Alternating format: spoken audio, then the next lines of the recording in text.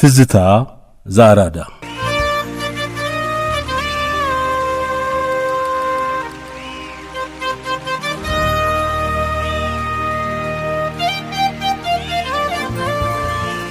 ባለፈው ሳምንት የቀደምት ሰዓሊ ያገኘው እንግዳ ለተሰሞን ምክንያት በማድረግ ስለ ሰዓሊው በመጠኑ ተጫውተን ነበር። ያን ያደመጡ ሌሎችም ስማቸው ያልተጠቀሱ ቀደምት ሰዓሊዎች አሉ። ታሪካቸውን አፈላልጋችሁ ብታገኙ መልካም ነበር ባሉን መሰረት መጀመሪያ በ1984 በኋላ ደግሞ ተስተካክሎ በ1991 ኩራዝ አሳታሚ ድርጅት ተብሎ ይጠራ በነበረ ተቋም የታተመ አንድ የኢትዮጵያ ሰዓሊዎች አጭር ሕይወት ታሪክ ከ1862 እስከ 1950 ታዬ ታደሰ የሚል እንደተባለውም ያንዳንድ የኢትዮጵያ ሰዓሊዎችን አጫጭር ታሪክ የያዘ መድብል አግኝተን ነበር። የመጽሐፉን አዘጋጅ ራሱ ሰዓሊ የነበረውን ታዬ ታደሰን በኒያላ ኢንሹራንስ ኩባንያ በእናንተ በአድማጮቻችንና በእኛ በአዘጋጆቹ ስም እያመሰገንን የጥቂቶቹን አንጋፋዎች አጫጭር ታሪክ እንንገራችሁ።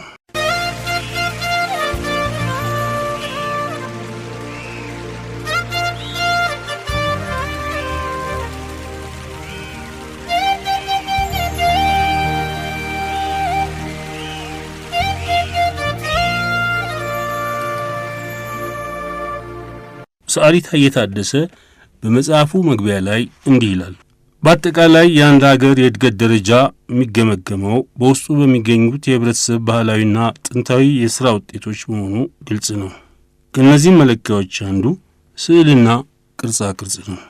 የኢትዮጵያ የስዕልና የቅርጻ ቅርጽ ጥበብ ከተጀመረበት ጊዜ አንስቶ አሁን እስካለንበት ዘመን ያደረገውን የእድገት ደረጃ በመጠኑም ቢሆን ለመገምገም ይቻላል። ይህ የሚሆነው ሥራዎቹ በአማካኝ ቦታ ተሰብስበው ለተመራማሪዎችና ለግምጋሚ አዋቂዎች ሲቀርቡ ነው።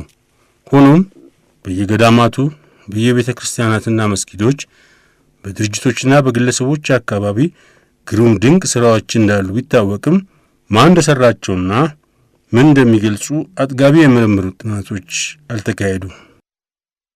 ምንም እንኳን በዚች የታሪክ ማህደር ውስጥ ከ1862 እስከ 1950 ዓ.ም ያሉትን የኢትዮጵያ ሰዓሊያንን ቀራጺያንን ስምና ሥራዎች በተቀነባበረ ዘይቤ ለማቅረብ ጥረት ቢደረግም ስለ ሥራዎቻቸው የተሰጠ ግምገማ የለም። ሆኖም ይህን አጀማመር መሠረት በማድረግ የኢትዮጵያ ሰዓሊያን አንድነት ድርጅት፣ የባህልና ስፖርት ጉዳይ ሚኒስቴር፣ የኢትዮጵያ ጥናትና ምርምር ተቋም እንዲሁም ሙያው የሚመለከታቸው ምሁራን በጥናቱ እንደሚገፉበት ተስፋ ተጥሏል። ስዕልና ቅርጻ ቅርጽ በኢትዮጵያ ውስጥ ረጅም ታሪክ ያላቸው ስለመሆኑ በውጭ አገር ዜጎች የተጻፉ መጻሕፍት ያስረዳሉ። ስዩም ወልዴ በጸደይ መጽሔት ህዳር 1969 ስለዚሁ ጉዳይ እንዲህ ሲል ያወሳል። የኢትዮጵያ የጥበብ ባህል በሚገባ ተጠንቶ በጽሑፍ ባለመገኘቱ በጠቅላላው የኢትዮጵያ ጥንታዊ የስዕልና የቅርጻ ቅርጽ ታሪክ በሚጠናበት ጊዜ ብዙ አከራካሪ ጥያቄዎችን እንደሚያስከትልና የብዙ ሊቃውንት ከፍተኛ የጥናት ሀብት እንደሚሆን የማያጠራጥር ነው። የጥቅሱ መጨረሻ። ስለሆነም ሙያው የሚመለከታቸው ምሁራንና የታሪክ ተመራማሪዎች በዚህ አኳያ ሰፊ ጥናትና ምርምር የሚጠብቃቸው መሆኑ እሙን ነው። ይህች አጭር ታሪክ ያተኮረችው ዘመናዊ ሰዓሊያንና አንዳንድ ሥራዎቻቸው ላይ ብቻ ነው። ከነዚህም ውስጥ ጽሑፉ ያቀፈችው ጥቂቶቹን ብቻ ነው። የእነዚህ የጥቂቶቹን የሕይወት ታሪክ ለማቀናበር እንኳን ከፍተኛ ውጣ ውረድ ነበረበት። በተለይም የሥራዎቻቸው በየቦታው መበታተን የጉዳዩን አሳሳቢነት አጉልቶ ያሳያል።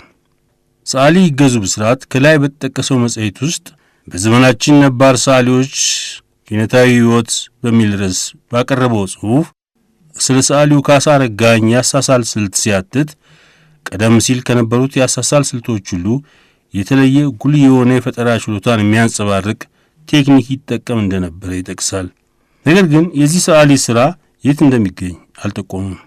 በዚህ ምክንያት የኢትዮጵያ ስነ ስዕል ከጥንታዊነት ወደ ዘመናዊነት የተሸጋገረበትን ሁኔታ በትክክል ለማወቅና ለመገምገም አዳጋጅ ይሆናል።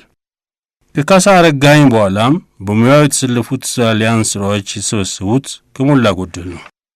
ለምሳሌ ያህል ከሰዓሊ ያገኘው እንግዳ ሥራዎች ሁሉ ለታሪክ ቅርስነት እስከ ቅርብ ጊዜ ድረስ ሲጠቀስ የቆየው የራሱ ምስል ብቻ መሆኑ የጉዳዩን አንገብጋቢነት ያስገነዝባል።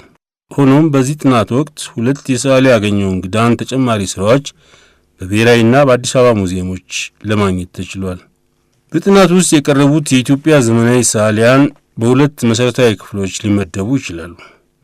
ከፊሎቹ በዘልማድ ሙያውን የተካኑ ሲሆኑ ከፊሎቹ ደግሞ በዘመናዊ ስነ ጥበብ ትምህርት ቤቶች ሙያውን ያጠናቀቁ ናቸው። የዘመናዊ ስዕል ትምህርት ቤት በኢትዮጵያ የተከፈተው በ1950 ዓመተ ምህረት ነው። ሆኖም ቀደም ሲል ስለ ሙያው መስፋፋት መሰረቱን ከጣሉት ውስጥ አገኘው እንግዳ፣ አበበ ወልደ ጊዮርጊስና አለፈለገ ሰላም ከፍተኛ ጥረት ሲያደርጉ እንደቆዩ ታሪክ ያስታውሳቸዋል። የስዕል ትምህርት ቤት በተከፈተበት ወቅት ሙያውን ያሰለጥኑ የነበሩ ካለፈለገ ሰላም በስተቀር የውጭ ሀገር ዜጎች ነበሩ። ሆኖም የኢትዮጵያ የስዕል ምሁራን ለከፍተኛ ትምህርት ተልከውባቸው ከነበሩ ሀገሮች እግር በእግር ወደ ኢትዮጵያ በመመለሳቸው በጥቂት ዓመታት ውስጥ የውጭ ሀገር ዜጎችን መተካት ተችሏል። ይህም በመሆኑ የሚሰጠው የሥነ ጥበብ ትምህርት ስፋትና ጥልቀት እያገኘ አሁን ከሚገኝበት ደረጃ ላይ ሊደርስ በቅቷል። ትምህርት ቤቱ ከሙያ ሰጭነት ድርሻው በተጨማሪ በተለያዩ ወቅቶች የተሰሩትን ሥራዎች እያከማቸ በእንክብካቤ መያዙ በአርአያነት ያስመሰግነዋል። በአጠቃላይ የሥነ ጥበብ ሙያ ለአንድ ህብረተሰብ ታሪክና እድገት የሚያደርገው አስተዋጽኦ በቀላል የሚገመት አይደለም። ስነ ጥበብ በብዙ ሀገሮች ውስጥ ከውበታዊ እሴት አልፎ ተግባራዊ በሆነና ብልጽግናን በሚያበረክት ደረጃ በየኢንዱስትሪው አስተዋጽኦ በማድረግ ላይ ነው። ስለዚህ የሥነ ጥበብ ትምህርት በሀገራችን ከፍተኛ እድገት ለመድረስ ጎዳናው ብሩህ ነው። ይህ ዓላማ ግቡን ሊመታ የሚችለው ባለሙያዎች ተሰብስበው ባላቸው ዕውቀትና ጊዜ የኢትዮጵያ ስነ ጥበብ ከየት ተነስቶ የት ደረሰ፣ ወደፊትስ በእንዴት አይነት ሁኔታ ይራመድ በሚለው ሐሳብ ላይ ጥልቅ ውይይት በማድረግ መሆኑን በአንክሮ ልንገነዘብ ይገባል። አንድን ጥናት ለማዘጋጀትና ለመጪው ትውልድም በጽሑፍ ቀርጾ ለማስቀመጥ ከፍተኛ ትግልን፣ ድካምን እንደሚጠይቅ ለማንም የተሰወረ አይደለም። ነገር ግን የተዘጋጀውን የጥናት ውጤት መተቸት አስፈላጊ ቢሆንም የሚሰነዘረው ትችት ወይም ሂስ ገንቢና አሳማኝ የምሁር ትችት መሆን ይገባዋል። በመግቢያ ላይ እንደተገለጸው በዚህ ጥናት ውስጥ የቀረቡት ኢትዮጵያውያን ሰዓሊዎች ከ1862 እስከ 1950 ያሉት ሲሆን በጽሑፉ ውስጥ የተዘረዘሩት ብቻ ናቸው ማለት እንዳልሆነና ሌሎች ብዙ እንደሚቀሩም መገንዘብ ያሻል። የጥናቱ ዓላማዎች ኢትዮጵያውያን ሰዓሊዎች የጊዜውን የፖለቲካ፣ የኢኮኖሚና የማህበራዊ ኑሮ ገጽታዎችን በፈጠራ ችሎታቸው እንዴት ያንጸባርቁ እንደነበረ ለማሳየት በአሁኑ ወቅት ያሉት በዘልማድ ሙያውን ያዳበሩትና በዘመናዊ ስነ ጥበብ ትምህርት ቤት ትምህርቱን የቀሰሙት ስነ ጥበብ ለሰፊው ሕዝብ እንዲያገለግል የሚያደርጉትን ጥረት ለመጠቆም መንግስታዊና ህዝባዊ ድርጅቶች በየቦታው ተበታትነው የሚገኙትን እጹብ ድንቅ የሆኑ ሥራዎች አሰባስበው ለሰፊው ሕዝብ በቅርብ የሚገኙበትን መንገድ እንዲፈጥሩ ለማሳሰብ ናቸው። ስለዚህ ጥናቷ ለመነሻ ያህል የቀረበች እንጂ የመጨረሻ ለመሆኗን አንባቢያን ተረድተው ከላይ የተዘረዘሩትን ዓላማዎች በማሰላሰል ወደፊት ሰፋና ጠለቅ ባለ መንገድ ምሁራን ጥናት እንደሚያደርጉበት ይታመናል ይላሉ። ምዕራፍ 1 ከ1862 እስከ 1900 ሰዓሊ ታዬ ታደሰ እንዲህ ይላሉ። ከ1862 ዓ.ም ጥናቱ የጀመረበት ዋናው ምክንያት ከዚህ ወቅት በፊት ኢትዮጵያውያን ሰዓሊዎች አልነበሩም ማለት ሳይሆን የሕይወት ታሪካቸውን ለማግኘት ከተበተኑት መጠይቆች መሃል በሚገባ ተሞልተው የተመለሱት የ24 ሰዓሊዎች ታሪክ ብቻ በመሆኑ ነው። ከእነዚህ መካከል ቀዳሚው በ1862 ዓ.ም የአንድ ሰዓሊ የልደት ዘመን እንደመሆኑ የዚህ ጥናት ምዕራፍ መነሻ ሊሆን ችሏል ይላሉ።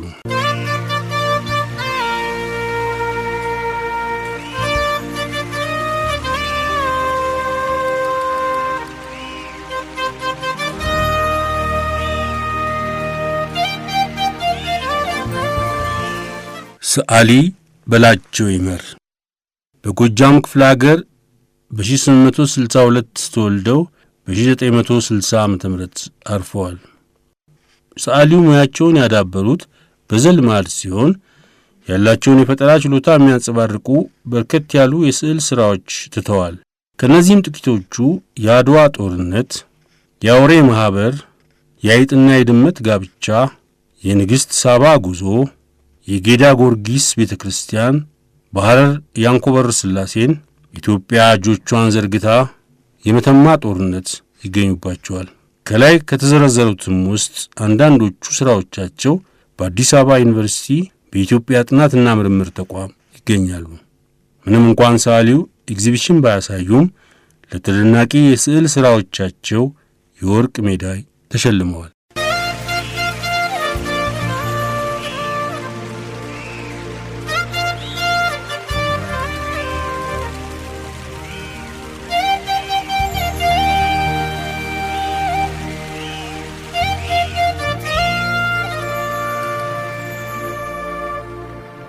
ሰዓሊ አለቃ ገብረስላሴ አድል በሸዋ ክፍለ ሀገር በሰላሌ አውራጃ በፍቼ ከተማ በ1874 ተወልደው በ1968 ዓ.ም አርፈዋል።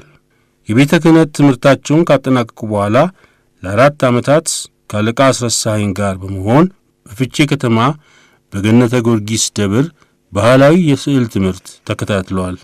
ለሥራዎቻቸው ምስክርነት በጨቦ አውራጃ የቅዱስ ቴዎድሮስ፣ የወጨጫ ማርያም፣ የአዲስ አበባ የሩፋኤል ቤተ ክርስቲያን የግድግዳ ስዕሎች፣ የአጼ ቴዎድሮስና የራስ አሉላ ምስሎችና ስዕሎች ይገኙባቸዋል። በትምህርት ሚኒስቴር ተቀጥረው ከማገልገላቸውም በላይ ሰዓሊው በዩጎዝላቪያ በ1956 ዓ.ም በተደረገው የኢትዮጵያ ሰዓሊዎች ኅብረት ኤግዚቢሽን ተካፋይ ሆነዋል።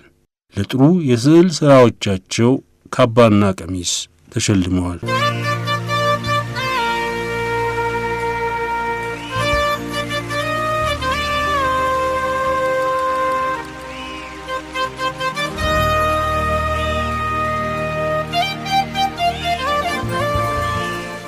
ሰዓሊ አርአያ ዳዊት በሸዋ ክፍለ ሀገር በሰላሌ አውራጃ በደገም ወረዳ በሌመን ሥላሴ በ1886 ዓ.ም ተወልደው በ1965 አርፈዋል።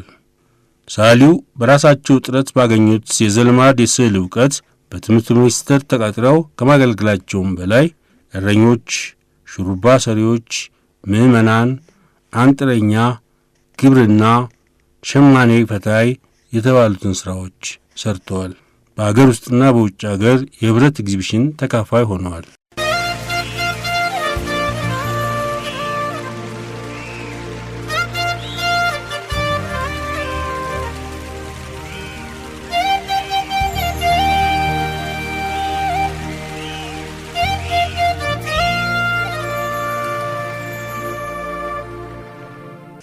ሰዓሊ አለቃ ወልደ መድኅን ይታገሱ በሸዋ ክፍለ ሀገር በግሼ ገበታ በር በ1887 ዓ.ም ተወልደው በ1975 ዓ.ም አርፈዋል።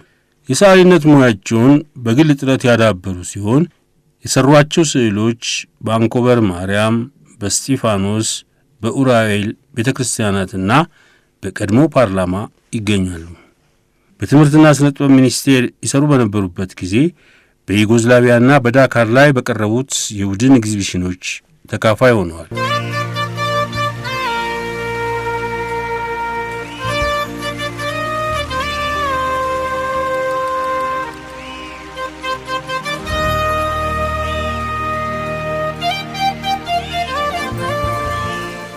ሰዓሊ አለቃ የማነ ብርሃን ተንበሌ በኤርትራ ክፍለ ሀገር በሐማሴን አውራጃ በአንሳባ ወረዳ በ1868 ዓ.ም ተወልደው በ1963 ዓ.ም አረፉ። ሰዓሊው ሙያቸውን ያዳበሩት በዘልማድ ሲሆን አያሌ የቤተ ክርስቲያናት የግድግዳ ስዕሎችን ሰርተዋል።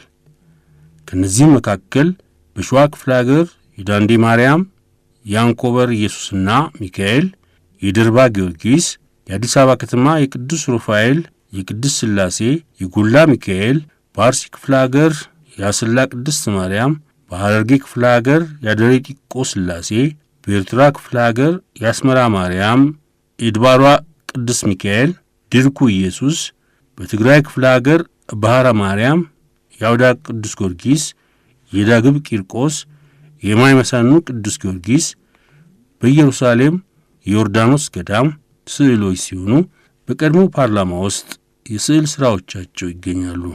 በኅብረት ኤግዚቢሽን በአዲስ አበባ በግሪክና በዩጎዝላቪያ ተካፋይ ሆነዋል።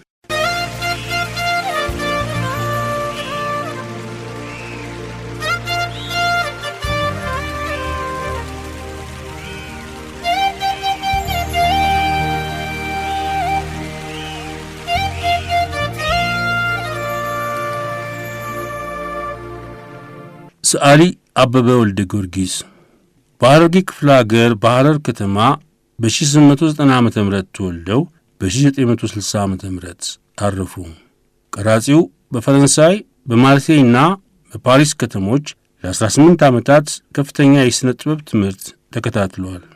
ከ1933 እስከ 1960 ዓመተ ምህረት በቀድሞ ፓርላማ፣ በአዲስ አበባ ማዘጋጃ ቤት፣ በዳግማዊ ምኒልክ ትምህርት ቤት፣ በአዲስ ዓለም ቤተ ክርስቲያን የሚገኘውን ስዕልና የሐረግ ጌጥ በአጠቃላይ የቅርጻ ቅርጾችንና የስዕል ሥራዎችን አበርክተዋል።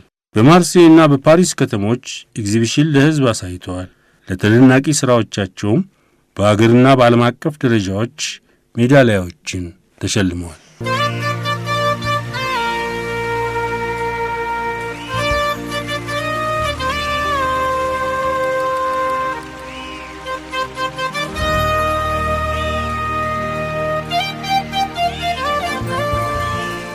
ሰዓሊ አለቃ መዝሙር ዳዊት በሸዋ ክፍለ ሀገር በሰላሌ አውራጃ በሌመን ስላሴ በ1892 ዓመተ ምህረት ተወልደው በ1975 ዓመተ ምህረት አረፉ። ሰዓሊው አያሌ የቤተ ክርስቲያናትን የግድግዳ ስዕሎችን ሰርተዋል። ከነዚህ መካከል የሌመን ስላሴ፣ የመናገሻ ማርያምና የሜታቦ ቤተ ክርስቲያናት በሸዋ፣ የአደሬ ጢቆ ስላሴ በሐረርጌ፣ ማኅበረ ሐዋርያት ስላሴም በኤርትራ፣ የቅድስት ማርያም በአርሲ፣ የግሸን ማርያምና የደብረ ቤቴል ስላሴን በወሎ፣ የደብረ አባይ አቡነ ሳሙኤል በትግራይና የሀገረ ሰላም መድኃኔዓለምን በሲዳሞ ይገኙባቸዋል። እንዲሁም አዲስ አበባ ከተማ ሥራዎቻቸው በቅድስት ስላሴ ካቴድራል፣ በቅድስት ማርያም፣ በዮሐንስ፣ በቀጨኔ መድኃኔዓለም፣ በየካ ሚካኤል፣ በየካ አቦና በጎላ ሚካኤል፣ በልደታ ቤተ ክርስቲያን አብያተ ክርስቲያናት ከመገኘታቸውም ሌላ በቀድሞ ፓርላማና በኢየሩሳሌም ቢታንያ ተክለ ሃይማኖትም ስዕሎች አሏቸው። በዩጎዝላቪያ በ1956 ዓመተ ምህረት በህብረት በቀረበው ኤግዚቢሽን ላይ ተሳትፈዋል።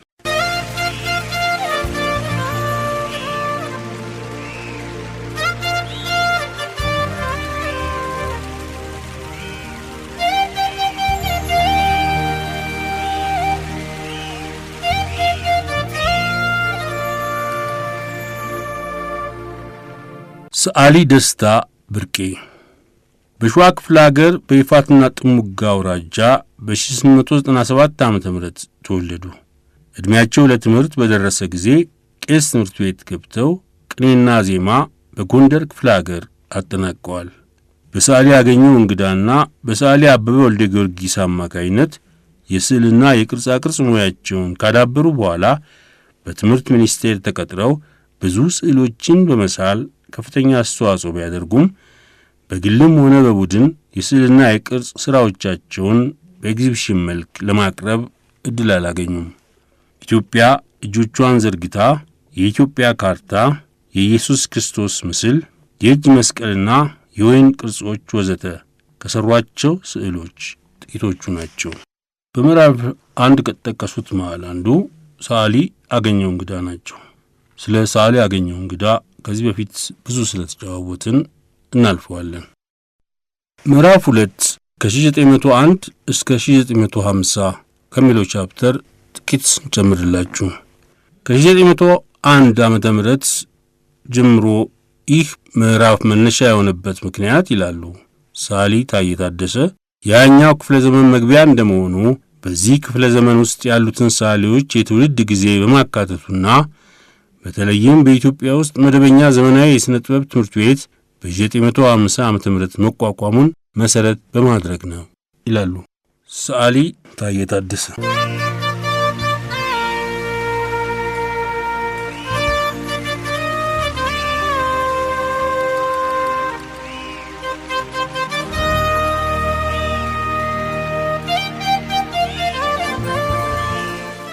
ሰዓሊ ብላታ ማዕላፍ ህሩይ በሸዋ ክፍለ ሀገር በሰላሌ አውራጃ በፍቼ ከተማ በ1900 ዓመተ ምህረት ተወልደው በ1964 ዓመተ ምህረት አረፉ።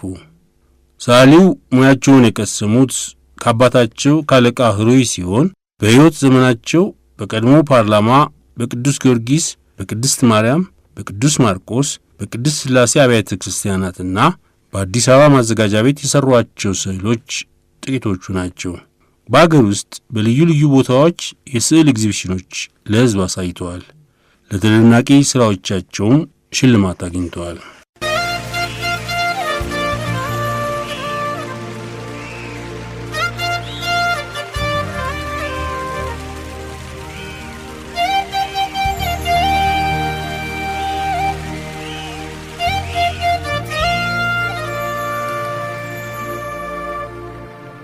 ሰዓሊ ወንድማገኘሁ አፈወርቅ በሸዋ ክፍለ ሀገር በመንዝና ግሼ ጉጂር እግዚአብሔር አብ በሚባል ስፍራ በ1907 ዓመተ ምህረት ተወለዱ። ካጎታቸው ከሰዓሊ ወልደ መድኅን ይታገሱ በቀሰሙት የስዕል ትምህርት ስለ መምህራን የእጅ ሥራ የተባሉትንና ሌሎች ባህላዊ ስዕሎችንም ሰርተዋል። በአዲስ አበባ ከተማና በውጭ አገር በተደረጉ የህብረት ኤግዚቢሽኖችም ተሳትፈዋል።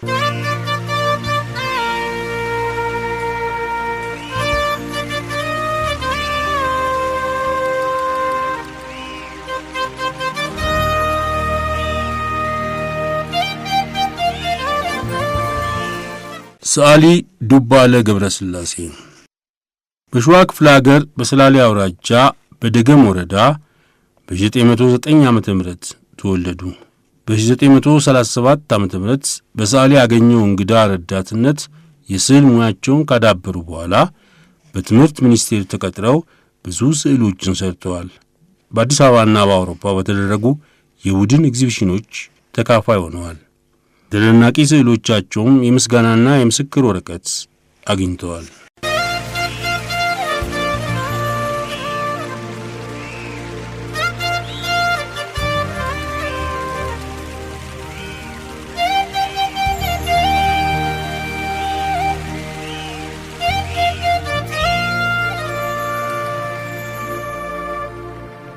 ሰዓሊ በላቸው በኩረ ጽዮን በሸዋ ክፍለ ሀገር በመናገሻ አውራጃ በቾ ቤሳ ማርያም በ1912 ዓመተ ምህረት ተወለዱ።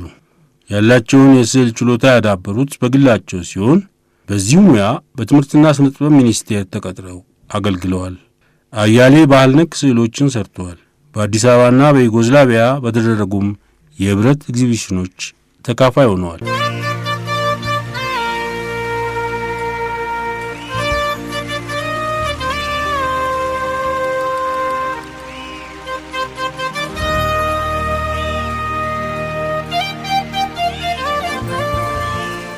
ሰዓሊ ሰለሞን በላቸው በጎጃም ክፍለ ሀገር በ1912 ዓመተ ምህረት ተወለዱ።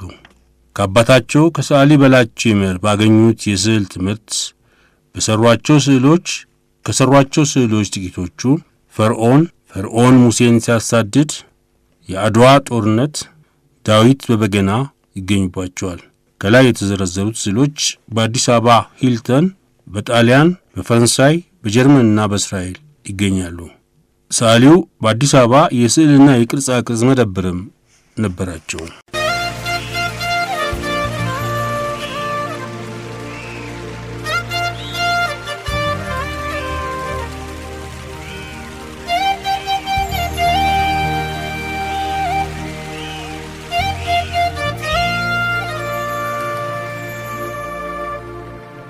ሰዓሊ በላይነህ እንዳይላሉ በሸዋ ክፍለ ሀገር በይፋትና ጥሙጋ አውራጃ በ1914 ዓመተ ምህረት ተወለዱ።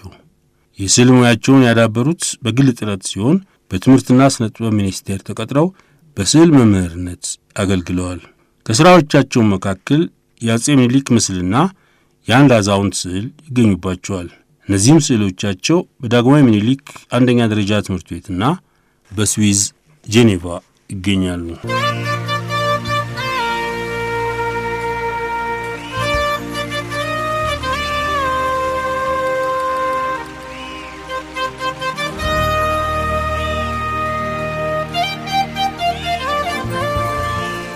ሰዓሊ አባ ወልደ ተክለ ሃይማኖት ካሳ በጎጃም ክፍለ ሀገር በባህር ዳር አውራጃ በይልማና ዴንሳ ወረዳ በ1920 ዓመተ ምህረት ተወለዱ። የቅርጻ ቅርጽና የስዕል ሙያቸውን ያዳበሩት በራሳቸው ጥረት ሲሆን በ1957 ዓመተ ምህረት በሳሊ አለፈለገ ሰላም አማካይነት በአዲስ አበባ ስነ ጥበብ ትምህርት ቤት የትምህርት ሚኒስቴር ተቀጣሪ ሆነው በጊዜው ከነበሩት ጥንታውያን ሳሊዎች ጋር ሰርተዋል። ከስራዎቻቸውም ጥቂቶቹ የሶማሌ ጦርነት፣ ኢትዮጵያ ከድል በኋላ፣ የመሬት አቀማመጥ ናቸው።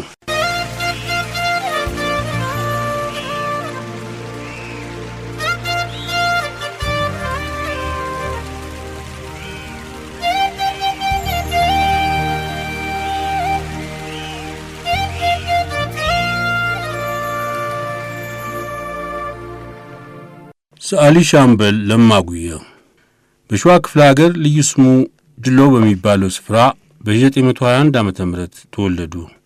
አርቲስቱ በኢትዮጵያ አየር ኃይል ባልደረባ ሆነው ከማገልገላቸውም በላይ የሰዓሊነት ሙያን ያዳበሩት በግል ጥረታቸው ሲሆን ከአያሌ ስራዎቻቸው ጥቂቶቹ የሸክላ ገበያ፣ የወሎ ድርቅ፣ የደንከል ልጃገረድ ናቸው። በአገር ውስጥ በአስመራ፣ በአዲስ አበባና ደብረ ዘይት የግል በውጭ ሀገር ደግሞ በሌጎስና በዳካር የህብረት ኤግዚቢሽኖች አሳይተዋል። ለተደናቂ ሥራዎቻቸውም ሰርቲፊኬትና ልዩ ልዩ ሽልማቶችን አግኝተዋል። በተጨማሪም ያለ አስተማሪ የስዕል መማሪያ መጽሐፍም አዘጋጅተው አሳትመዋል። ለዛሬ እነዚህን ያህል ከጠቀስን ሌላ ጊዜ ደግሞ እያለፍ እያገደምን ሌሎቹን እናነሳለን። እንደገና የዚህን ጥናት አዘጋጅ ሰዓሊ ታዬ ታደሰን እናመሰግናለን።